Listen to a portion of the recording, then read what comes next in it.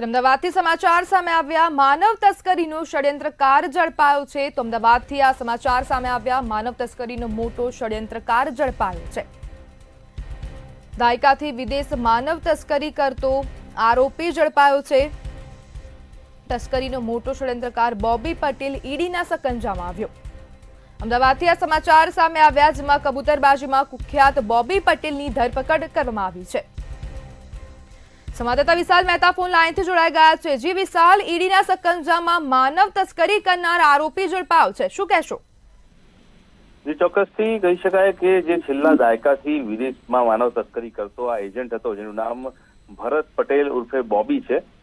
આ બોબી એ હજારો સેંકડો લોકોને વિદેશમાં મોકલ્યા છે કબૂતરબાજીના કૌભાંડની અંદર, અને તેણે ખરબો રૂપિયા છે તે બનાવ્યા છે।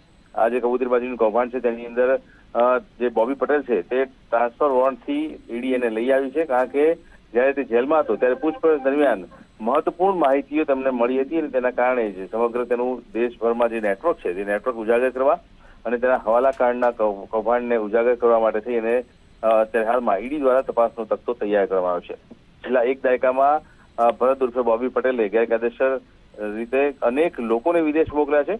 એક વ્યક્તિના તે લગભગ 75 લાખથી 1 કરોડ રૂપિયા લેતો હતો, અને સાથે જ આ જે બોબી છે તે ગુજરાતીઓ અને પંજાબીઓને ભારતમાંથી મેક્સિકોની બોર્ડર પાર કરાવી અને વિદેશ મોકલી આપતો હતો।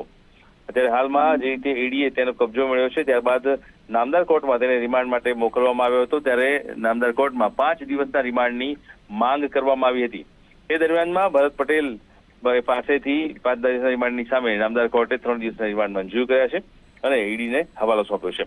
એટલે હવે જોવાનું રહેશે કે ભરત પટેલ કે જેનું આખા દેશમાં અને દુનિયામાં નેટવર્ક છે, તેની કે જે મની ટ્રાન્સફરિંગની જે બાબત છે કે બોબી પટેલે ચરણજીત સાથે જે હવાલાકાંડ કર્યું છે તેમાં કયા જગ્યાએ કેટલા પૈસા મોકલ્યા છે, કોની સાથે કેટલા લોકો તેની સાથે સંડોવાયેલા છે, તે તમામ હકીકતો ઉજાગર કરવા માટે થઈ અને હવે કવાયત ઈડી દ્વારા શરૂ કરવામાં આવી છે।